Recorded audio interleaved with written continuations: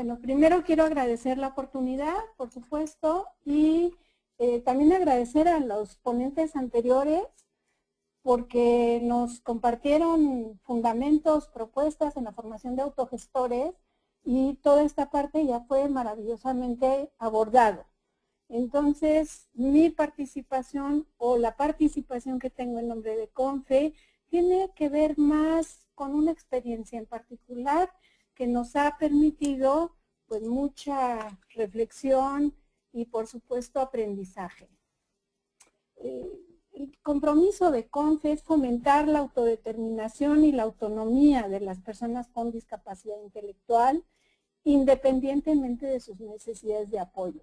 Tratamos de que este tema se aborde con todas las personas con discapacidad y no solo con algunos, que es a veces más, pensamos que es más fácil porque tienen menos necesidades de apoyo.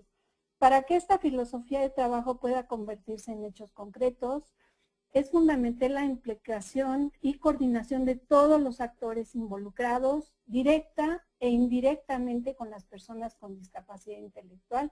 Ahí estamos hablando de la familia, familia directa, los padres, hermanos, etcétera, y la familia ampliada, de las redes sociales, de las escuelas, de las asociaciones, por supuesto, de la sociedad en general. Y bueno, tengo un dato un poco anterior al que nos compartía Camille sobre el tema de la autodeterminación.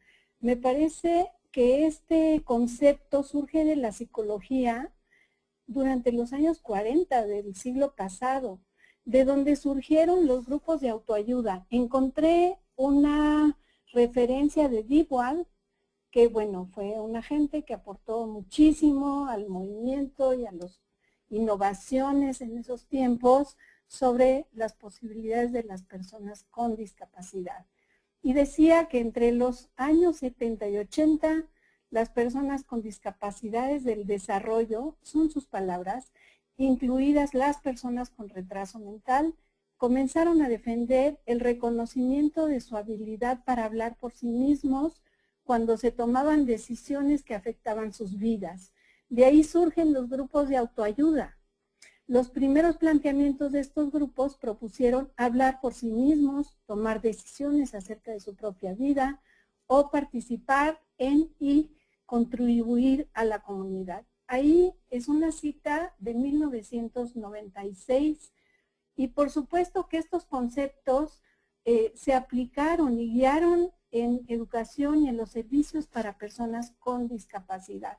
CONFE en lo particular inicia a través de una de sus afiliadas desde 1984, impulsando la noción de vida independiente y también la noción de lo que implica ser un autogestor, un autodefensor o cualquiera de las denominaciones que Camille ya nos compartía. ¿Cuáles son algunas de nuestras realidades? Nuestras, quiero pensar, de nuestros países hermanos de América y de México.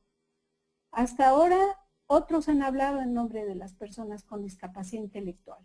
Otros son sus padres, sus profesionales, instituciones. Las leyes nos dicen que alguien más debe hablar por las personas con discapacidad intelectual a partir de su mayoría de edad, sin tomarlas en cuenta.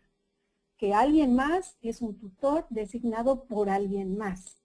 Y esta es una cuestión que hemos venido tratando de cambiar desde Inclusión Internacional, desde México, que ha tenido grandes experiencias a este respecto. En este nuevo paradigma, como ya se dijo antes, hablan y se representan a sí mismas, son sus propios portavoces, son protagonistas de su vida. Pero vale la pena preguntarnos si estamos preparados para promover la autodeterminación en lugar de educar para la obediencia, de cambiar el modelo de protección por el de la autonomía, de permitir que la planeación de su vida sea dirigida por la propia persona con discapacidad intelectual, en lugar de que la familia o otra persona tome las decisiones. A mí me parece que en las experiencias que ya escuchamos por supuesto que hay grandísimos avances. No hay ni un punto de comparación de lo que pasaba en la relación con las personas y en la visión sobre las personas con discapacidad intelectual hace 30 años y ahora, ¿no? Ahora encontramos nuevas oportunidades de participación para todos. Y quise tomar como un punto de partida las nuevas tecnologías, las redes sociales. Lo quise tomar gracias a la oportunidad que nos dieron algunos incidentes ocurridos en CONFE con el uso de estas tecnologías por parte de las personas con discapacidad intelectual y la participación en estas redes, por supuesto que son una base para la inclusión. Los jóvenes de ahora, los niños están usando ya las redes sociales, están usando esta tecnología y las personas con discapacidad, por supuesto que también. Pero sabemos que el uso de estas redes sociales también presentan barreras y riesgos. Y esto es el tema de lo que quiero compartir con ustedes hoy. ¿Qué encontramos con las personas con discapacidad que usan el Facebook, el Twitter, lo usan con frecuencia? Y encontramos que no conocen el uso y la función de las herramientas que nos permiten esta tecnología de información y comunicación. Hicimos algunos ejercicios con las personas que participan con nosotros en CONFE como becarios, o sea, gente que se está formando para el trabajo, o como personas que son nuestros trabajadores, que son personas con discapacidad. ¿Qué hicimos? Pues como estrategia se realizó un ejercicio en el que el muro del Facebook se ejemplificó en una hoja de papel y todos podían ver la información y manipularla. Eso era algo que no era claro para las personas con discapacidad que usaban el Facebook. Cuando hicimos esto, los testimonios, que son el lugar de los ejercicios, lo pueden ver en las fotos, decían ellos, no sabía que la portada la podían ver todos. No sabía que podía ponerle un candadito para que la información no la vieran los demás. ¿Qué aprendieron las personas que participaron en esta dinámica? Dijeron, ya entendí por qué mi hermano siempre me dice que no debo subir fotos. No estaba previsto el riesgo que tienen todas las personas, no solamente personas con discapacidad intelectual, el riesgo que tienen al poner toda su información públicamente y saber que ya no son dueños de esa información.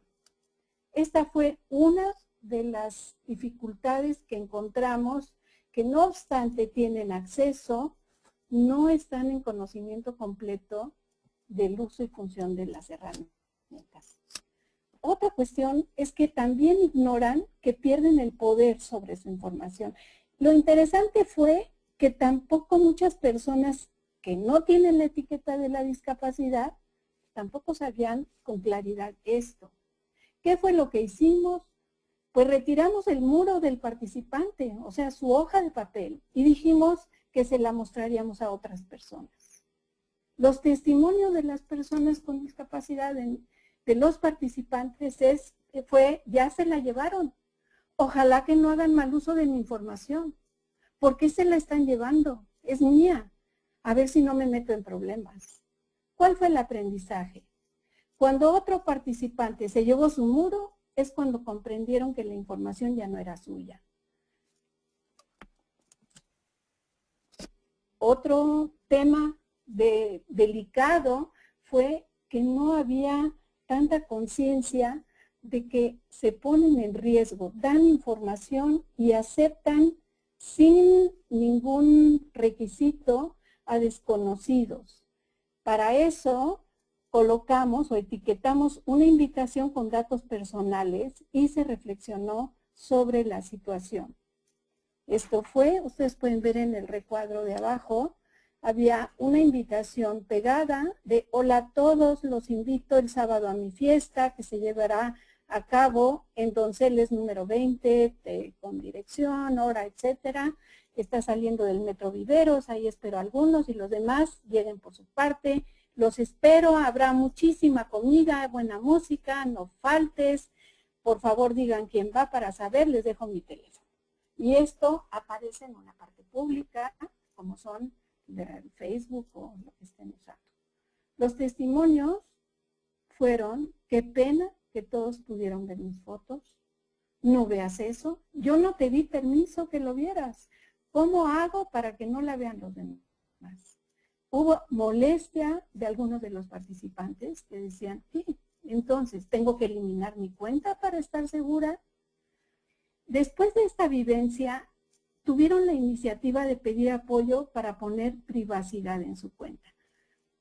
¿Por qué quería compartir con ustedes esto? O sea, sabemos ya que queremos darles voz, que tienen el derecho, nosotros quienes no tenemos la etiqueta, que la discapacidad es una construcción social y creo que realmente asentar y repetir constantemente que tiene que ver la interacción de la persona con sus características, sus limitaciones y sus potencialidades en interacción con el entorno es lo que le pone la etiqueta de la discapacidad. Y si nos colocamos ahí, lo que tenemos que hacer es construir realmente entornos incluyentes y entender la noción de la diversidad sin las etiquetas que nos marginan y nos excluyen. Consideramos que buenos apoyos nos llevan a buenas decisiones. A veces la formación que reciben nuestros autogestores o las personas para quienes y con quienes trabajamos es discursiva. Les damos información, explicamos conceptos, pero no siempre le preguntamos y escuchamos qué entendieron del concepto. A veces sí, pero no siempre. Me gustó compartir con ustedes esta lámina que dice, me lo explicaron, lo olvidé. Lo vi, lo entendí. Lo hice, lo aprendí. Eso es lo que pasó en esta dinámica que tuvimos en CONFE, en este ejercicio que nos permitió escuchar y hacer vivir lo que representa algo que está en una pantalla y que no siempre se dimensiona. ¿Cuáles serían algunas sugerencias finales? Las personas con discapacidad intelectual tienen limitaciones cognitivas. El apoyo verbal es importante, pero no es suficiente. Es necesaria la vivencia y la reflexión sobre la vivencia. La práctica sin reflexión no se incorpora a la conciencia ni al aprendizaje. Apoyar la toma de decisiones desde un proceso reflexivo y creativo resulta divertido, positivo y eficaz. Yo creo que sí tenemos que confiar que podemos ser creativos, que no tenemos que reproducir, tenemos que conocer a las personas con y sin discapacidad para podernos apoyar todos a ser mejores. Es fundamental, por supuesto, despertar la conciencia de las personas, haciéndolas parte de su propio proceso de aprendizaje y crear entornos inclusivos desde la familia, desde la comunidad cercana a la persona, y eso es de primera importancia. Y aquí rescato la noción de lo que son los apoyos naturales. Tenemos que conocer dónde vive la persona, cómo trabaja, cómo se relaciona con las personas, compartir con ellos lo que están viviendo, pero de sus entornos. Y por supuesto entender que el autogestor, y estos son algunos de los testimonios de voces de autogestores, les significa superar sus miedos y aprender a participar como iguales, ayudarnos entre compañeros, afrontar nuestros retos, actuar como adultos, aprender a respetarnos y a comunicarnos, conocer y ejercer nuestros derechos y obligaciones. Nos ayuda a ser un autogestor, a darnos cuenta de que valemos mucho y de que podemos dar nuestra opinión, a desahogarnos y hablar de nuestras cosas, pero creo que quise resaltar en esta participación que descubrir qué cosas podemos mejorar en nuestra vida sería uno de los pisos fundamentales de lo que implica ser un autogestor. La inclusión, por supuesto, es una responsabilidad compartida, es un derecho de todos, es un asunto de todos. Y sí me parece que en ocasiones tenemos que ir cambiando parte de un discurso donde hablamos de ellos y nosotros. Todos somos personas.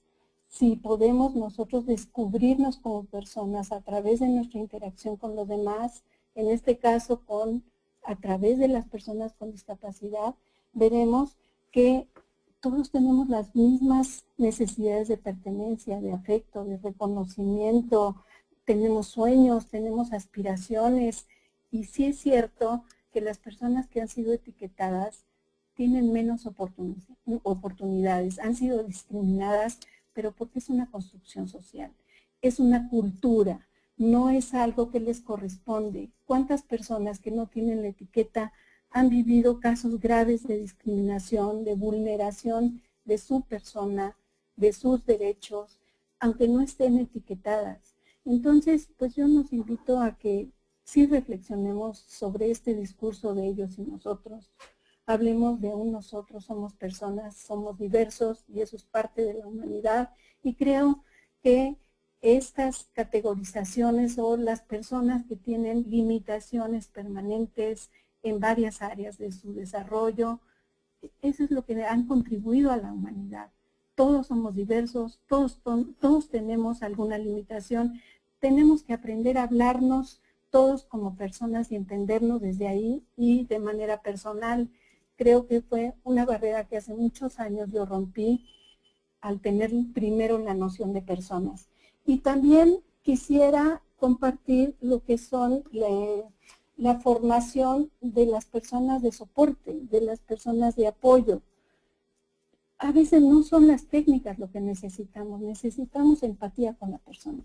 Necesitamos saber conocer, ser sus amigos, y con eso seguramente podremos apoyar una base mucho más sólida para su inclusión, para su desarrollo personal, para que formulen un proyecto de vida que les permita ser parte del desarrollo, parte de la cultura, de ser reconocidos como personas sin etiquetaciones.